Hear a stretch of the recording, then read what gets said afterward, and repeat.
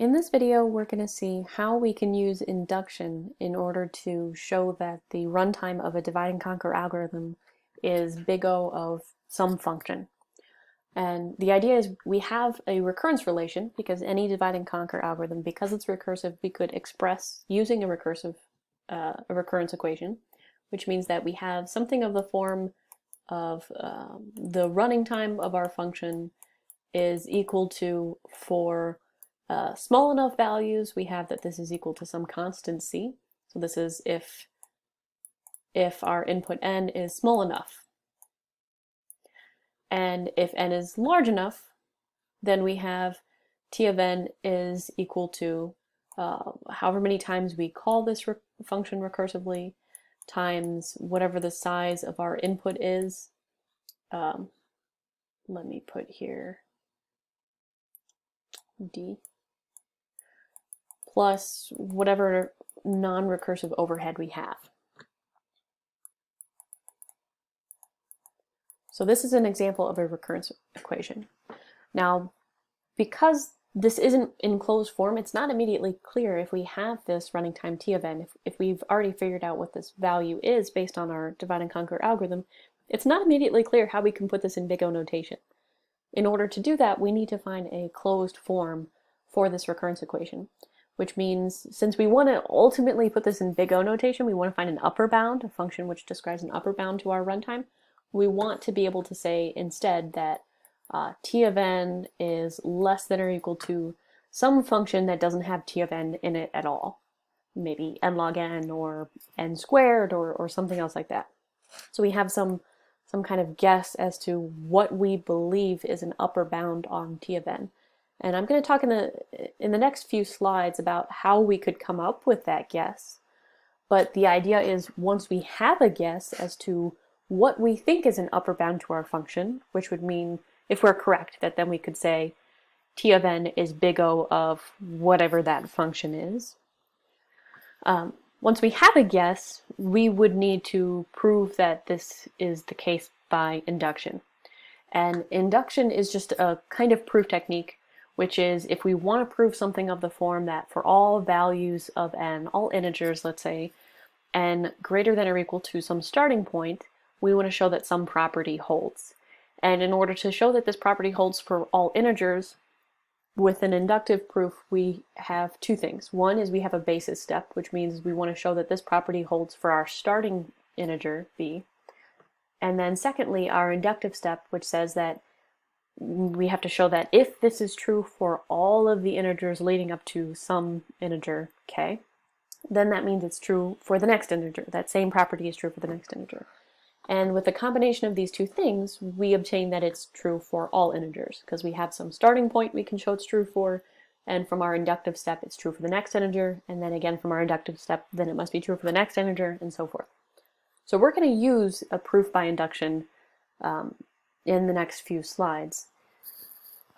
But in this case, the property that we want to show is true, p of n, is the statement, let me put it down here, p of n is the statement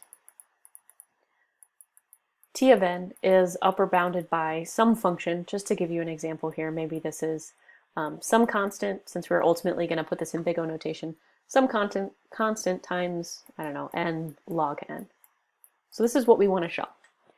Now, with a proof by induction, for what we're doing for our purposes, it will always be easy for us to say that the basis step is true, because ultimately, because we want to show that there's an upper bound, some function is an upper bound, and we could even have some lower order function which follows, which doesn't affect the big O notation, only this dominant term, not including constant coefficients or lower order terms.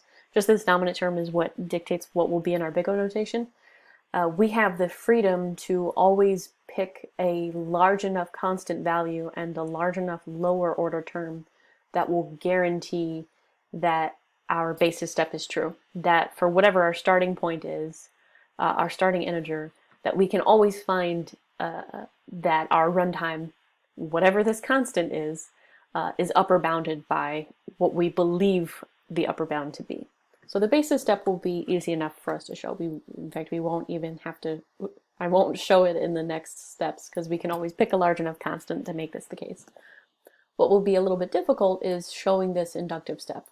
So to do this, we need to prove the following implication, and we can use just a direct proof. So we're going to assume already that this property is true for small enough integers, and then use this to show that then it must be true for large enough integers.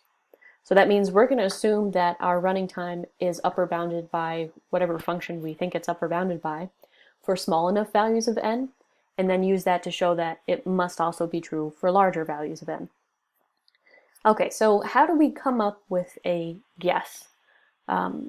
There are two different ways we're going to talk about. One is we could use iterative substitution, which you've seen before.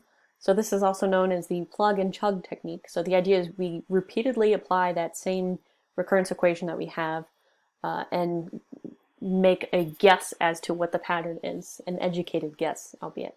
So for example, this is the same recurrence equation that we had for merge sort, and we're going to see how we can obtain an upper bound on our runtime t of n using, instead of a recursion tree, using iterative substitution. So this is our given recurrence equation. We're going to repeatedly apply that recurrence equation. So we have now t of n over 2, and we're going to substitute that with that same recurrence equation.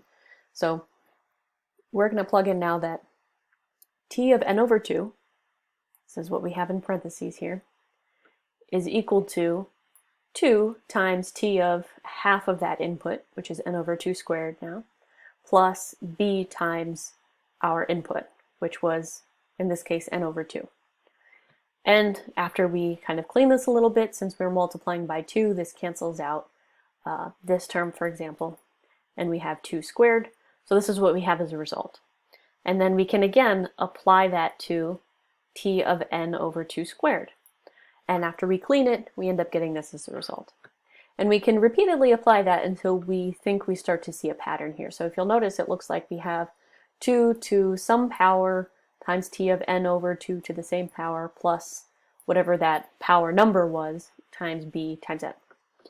So it looks like this is the pattern. We're going to make kind of an educated leap here and say that, assuming that this pattern will continue, that if we were to repeatedly apply that recurrence equation, we would get 2 to the power of I times t over n to n over 2 to the power of I plus I times b times n.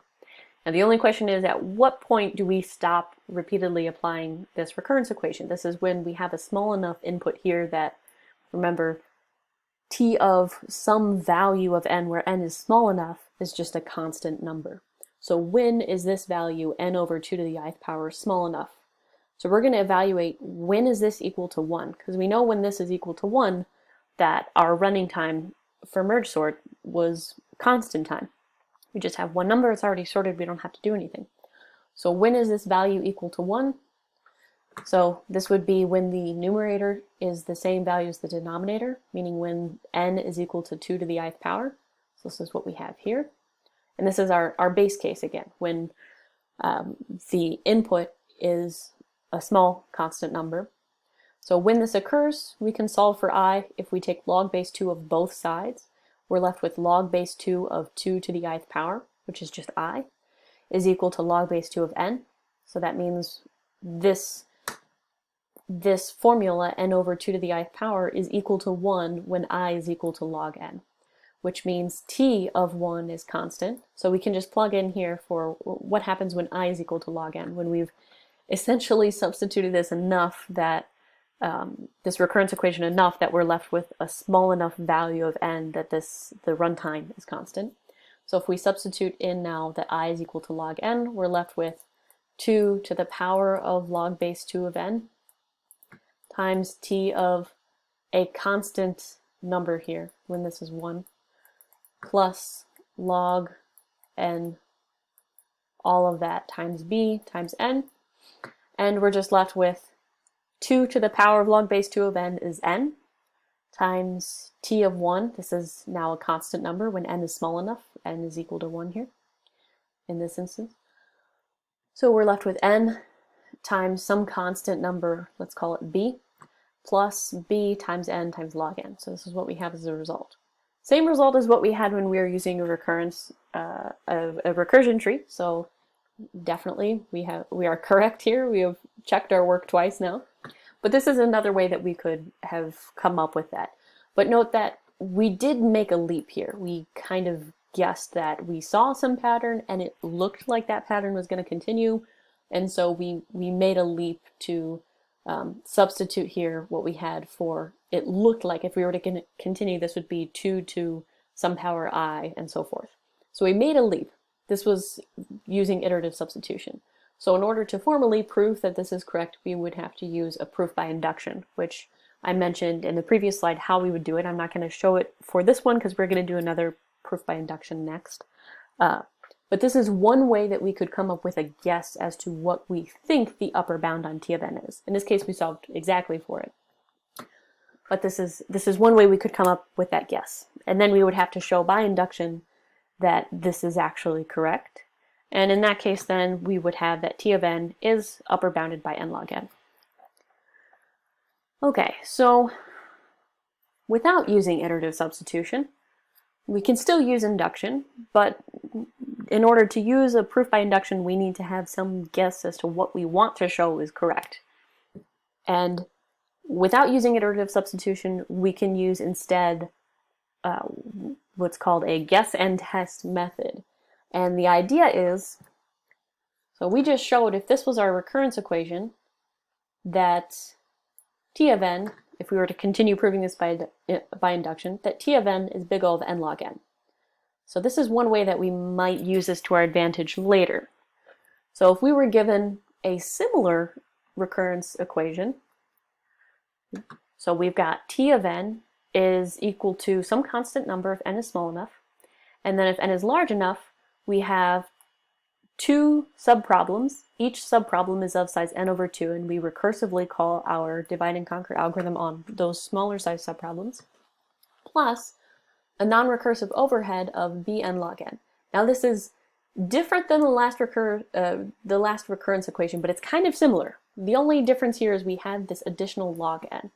So if you hadn't encountered this exact one before, you might be thinking, okay, well we showed for the last one that if we didn't have this here, then we could show that T of n was big O of n log n. So maybe, you know, you might reasonably guess that that might also be a good upper bound for this recurrence equation, which only has this extra log n here, which isn't a very big function, fast-growing function. So this is a good guess. So this is our guess. So without even using iterative substitution, we have some recurrence equation which describes the running time of a divide and conquer algorithm, and we suspect, just right off the bat, we think that our running time is upper bounded by some constant number, c, times n times log n. Now we want to use induction in order to prove that our guess is actually correct. So we have to show that our basis step is true, and we can always show that this is true for small enough values of n, because we can pick a large enough function, a large enough constant here in order to make that true. So now we just have to show that our inductive step holds. So we're going to already assume that this property holds for small values of n, and now we have to show that it's true also for large values of n. So how do we do that? We can apply first exactly our recurrence equation. So we have that T of n is equal to the following. This is just what we are given from our recurrence equation above here. And now we have T of n over 2. So this is already a smaller value of n than what we started with. N over 2 gives us a smaller sized input. So we're going to apply, by our inductive hypothesis, that for small values of n, that this inequality holds. So we're going to substitute T of, for small enough values of n, that this inequality holds, and this is what we do in the next step. So now we have this equation is less than or equal to, if we substitute what I have in red here, with the following. This is just applying that inequality of what we have. We have T of some input is less than or equal to C times whatever that input is, times log of whatever that input is. So this was our inequality. Now we can kind of clean this up a little bit. We have, we're multiplying by 2, so this cancels out this denominator. And we're left with c times n times log of n over 2, and log of n over 2 is just equal to log n minus log 2. So this is how we get the next line. And once we multiply cn by both of these terms, we're left with the following here. Now the whole point of this, what we want to show is that assuming this is true for small values of n, we want to end this by saying, okay, then this must also be true for large values of n. This is where we want to reach. But unfortunately, our guess isn't very good because we will not be able to obtain this. We can get to this line here. However, we have here cn log n, which is good. This is what we want. But unfortunately, we also have this additional part. We have bn log n minus cn. And if we can show that just this part of our equation is less than or equal to 0, then we would be able to move on to the next step and show, okay, this function is upper bounded by cn log n, because this portion of the summation doesn't contribute enough, doesn't contribute some positive number to make it grow any larger than cn log n.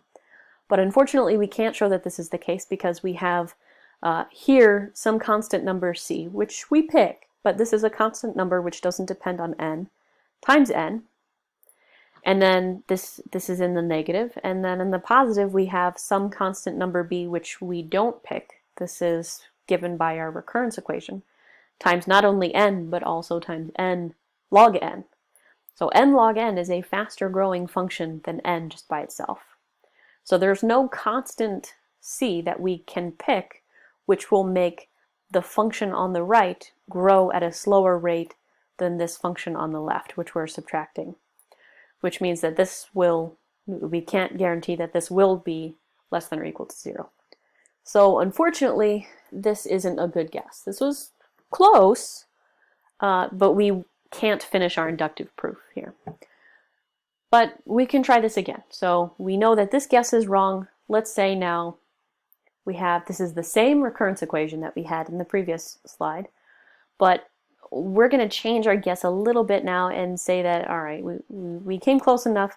Let's suppose that our running time is upper bounded by some constant times n times log squared n. So remember, log squared n, this is log n times log n. So this is a little bit more than what we had before. So again, we can always show our basis step is true, so we're going to move to the inductive step. So let's assume now that this property is true for small values of n. Now we just need to prove that it's true for large values of n. So we're going to start off with what we're given from our recurrence equation. We are given already that t of n is equal to this from our recurrence equation. Now we have t of n over 2. This is a small enough sized input. We're going to apply our inductive hypothesis. So we have that this function, t of n over 2, is upper bounded by the following inequality. So we're substituting here what we have in parentheses with that inequality. T of whatever sized input, here n over 2, is less than or equal to some constant times whatever that input is, times log squared of whatever that input is. This is from our inequality here. And we can clean this up a little bit. We have these 2's cancel out, numerator and denominator, and log squared of n over 2 is just the square of log n minus log 2. Okay, now from here, if we were to multiply out log n minus log 2, we're left with the following: log squared n minus 2 log n,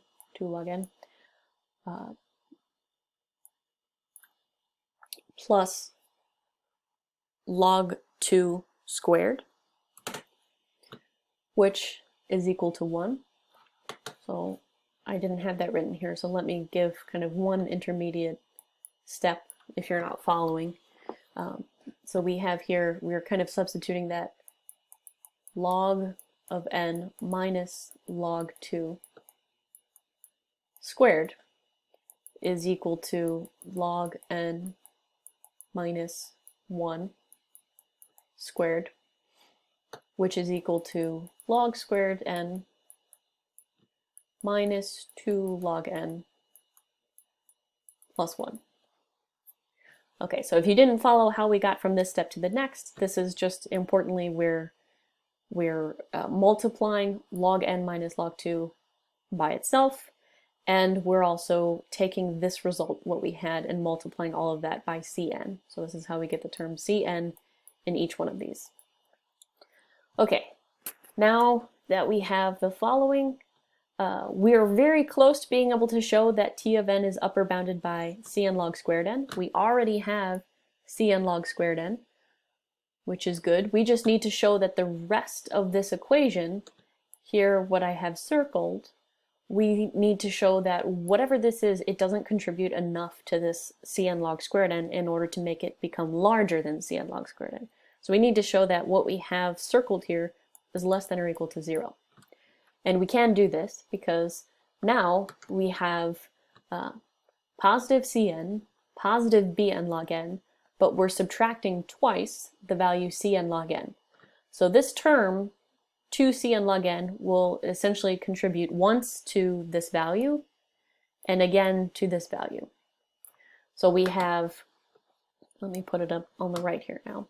We have Cn plus Bn log n, and we're going to subtract, I'm going to write it just 2 times now. We're going to subtract Cn log n from Cn, and then again we're going to subtract it from Bn log n. So we have Cn minus Cn log n. Here we're multiplying by log n, so we have an even larger, an even faster growing function than just Cn by itself. So this part will be less than or equal to 0. Now we have Bn log n and Cn log n. So we have the same function in just different constants. We don't get to choose B, but we do get to choose C. So we can choose that C is a large enough constant that it's larger than B, which means the result of this summation, taking this value minus this value, is less than or equal to 0, provided that we pick a large enough value C, that we're subtracting a large enough number here. So if we pick C to be large enough, we can conclude by showing that T of n is less than or equal to Cn log squared n, which is what we wanted to show. We had assumed that this was true for small values of n, and now we've shown that provided C is larger than B, that this is also true for larger values of n as well.